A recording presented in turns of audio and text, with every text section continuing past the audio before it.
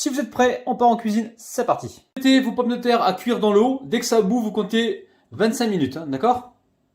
Donc là, vous récupérez les pommes de terre cuites, ok? Et on vient les éplucher comme ceci. On retire la peau. Donc dans l'eau, vous les mettez à bouillir 25 minutes. Vous comptez 25 minutes dès que ça commence à bouillir, ok? Bon, là on va écraser les pommes de terre. Donc j'ai pas mis de sel encore, hein, pas de poivre. On va le mettre, on va saler.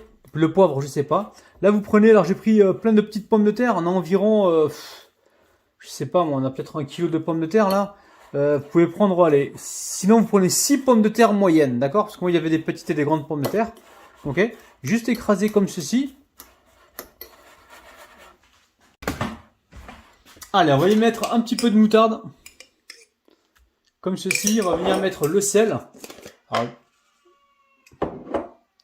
donc le sel un petit peu, hein. Et là, on mélange. On va rajouter de l'huile d'olive. Voilà, une bonne cuillère à soupe. Ou 2 cuillères à soupe si vous aimez ça. Et là, on écrase pour obtenir une sorte de purée.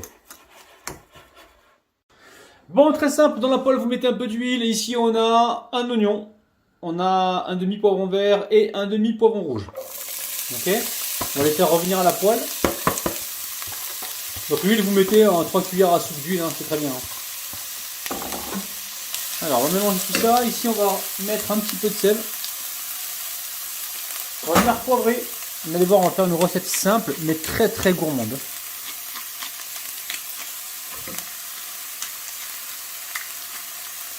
Allez, on fait revenir quelques minutes. Ok, ici j'ai environ 200 g de bœuf haché, 220 g. On peut aller jusqu'à 250 g si on le souhaite. Et on va venir comme ça faire revenir la viande avec les légumes. Alors, pas de sel pour l'instant et pas de poivre.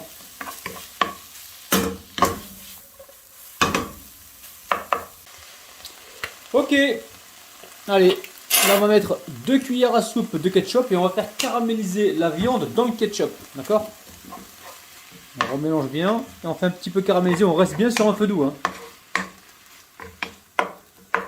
Ok, on va mettre de l'ail, hein, d'accord? On va mettre une gousse d'ail. Ok, ça va apporter du goût. Alors si on peut mettre, ouais, on va mettre ça directement. Et là on fait revenir. Et là tout de suite, avec la gousse d'ail, on atteint une autre dimension. Hein. Ça sent très très bon.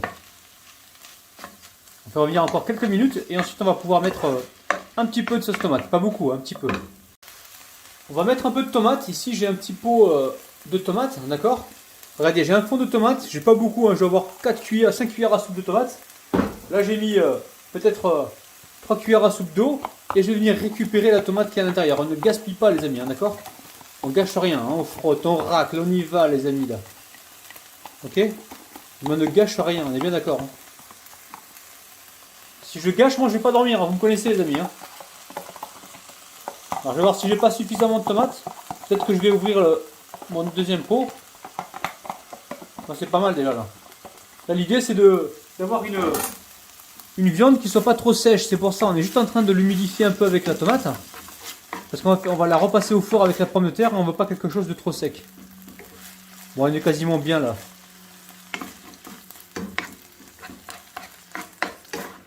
On va s'arrêter là les amis, hein, d'accord? On se retrouve tout de suite sur le plan de travail. Bon, ok, ici on a quoi ici? On a les pommes de terre. Donc là j'ai huilé un petit peu le cercle. Vous prenez la taille que vous voulez. L'idée maintenant, on va former... Alors je vais vous montrer, on va former quelque chose pour recevoir la viande. Je vais vous montrer. Voilà, donc là on appuie comme ceci. On peut le faire sur une autre assiette hein, pour travailler proprement. Ok, voilà, on est déjà proprement, mais bon, regardez, je vous montre. Là, on a les mains bien propres, bien débactérisées au vinaigre. Ok, regardez, vous prenez du vinaigre blanc, hop là, vous en mettez un petit peu dans vos mains, et hop là, vous nettoyez vos mains, ok. Donc là, qu'est-ce qu'on fait? On obtient, voilà, une purée, d'accord. Et là, l'objectif, c'est gentiment de venir faire un trou au milieu. Ok. Voilà. Mais arrangez-vous pour avoir quelque chose de compact. N'allez pas trop au fond parce que sinon ça va percer. Là, vous récupérez donc votre purée. Ok, donc là, alors on va reprendre le truc. Allez, on le reprend. Voilà, on a les mains bien propres, on forme une boule. L'idée c'est vraiment d'avoir quelque chose de compact, ok? On appuie comme ceci. Là. Et on forme un petit cratère sur le milieu. Là, regardez. Ce qu'on peut faire directement, c'est ça. C'est ça. Hop, là, on récupère la plaque qu'on a légèrement huilée. Ok. On dispose donc nos petites purées là, à côté, comme ceci. Et on leur redonne une forme. Ok, on prend le temps. On forme notre petit cratère. On a les mains bien propres. Voilà, comme ceci. Ok, vous avez compris? C'est simple. On va en refaire une. Regardez, là, on a huilé le plat, le papier cuisson. On récupère ici de la pâte. De la pâte, non, pas de la pâte, de la purée. De la purée, ok. Prenez un cercle, comme ça vous êtes sûr d'avoir quasiment les mêmes tailles. Hein. Ok, donc là l'idée, on a notre portion qui est là. On récupère donc la purée, on la boule ici. On lui donne une forme ronde. Et on vient faire notre petit cratère. Bon, ben très bien. On récupère ici un petit peu de fromage râpé. On va mettre là comme ça. Et on va mettre ça donc au four. Au four à 175 degrés. Pendant pas longtemps, une dizaine de minutes. On va voir 5-10 minutes. Voilà, pour sécher un petit peu les pommes de terre avant d'y mettre le bœuf dedans, d'accord? Allez. Alors on met ça dedans. 180 degrés. Hein. Ouais, 180 degrés, on met ça une dizaine de minutes. Hein. Bon, j'ai commencé à les remplir, hein, d'accord? Donc là, vous les sortez et vous les laissez 10 minutes, d'accord, sur le plan de travail, que la pomme de terre refroidisse. Et ensuite, on peut les garnir avec le bœuf haché. Vous avez vu? C'est simple et magnifique. Alors, on va bien viser. Là, on va remettre du fromage par-dessus. Alors là, j'ai envie de mettre un autre fromage. Alors, on peut mettre de la vache qui rit, hein, si on veut. J'ai envie de mettre un autre fromage, du fromage cheddar. Regardez, j'ai trouvé ça au frigo. Je vais essayer avec ça. Je vais mettre juste un petit peu dessus, comme ça. Voilà, tout simplement pour avoir quelque chose de magnifique. Alors, il se peut qu'en les sortant du four, il se peut que la purée, elle se coupe un peu. Mais n'hésitez pas, tant qu'elle est encore chaude, vous ressoudez, d'accord? Parce qu'on n'a pas mis de farine dedans. Pas de farine, pas d'œuf. Donc c'est un peu plus fragile. Donc ça vous de gérer après. Hein. Ok?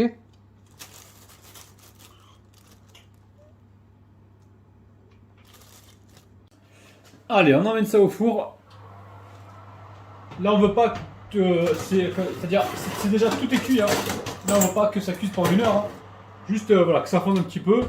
Que tout se réchauffe et on pourra passer à table. Donc peut-être 10-15 minutes. Ok.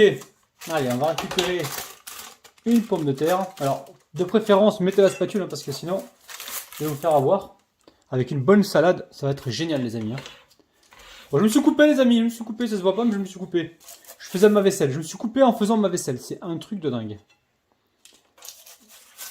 Alors, surtout, quand ça sort du four, les prenez pas tout de suite. Vous allez les casser. D'accord? Et n'hésitez pas, quand ça sort du four comme ça, n'hésitez pas à revenir les souder ici. Hein, si vous voyez que ça part en cacahuète ou en sucette. Bon. Si ça vous plaît, les amis, dites-moi dans les commentaires, hein, que je sache au moins si ça vous plaît ou pas. Que je puisse bien dormir après.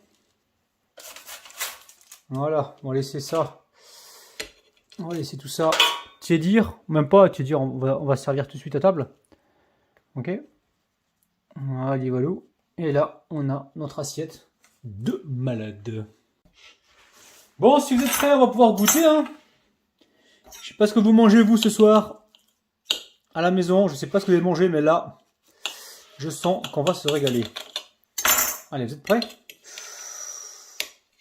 Waouh! Bah, permettez-moi de vous dire, les amis, que c'est dingue. C'est vraiment super bon. Hein. C'est incroyable, donc il faut refaire la recette. Si vous voulez voir d'autres préparations comme celle-ci, dites-moi ça en commentaire.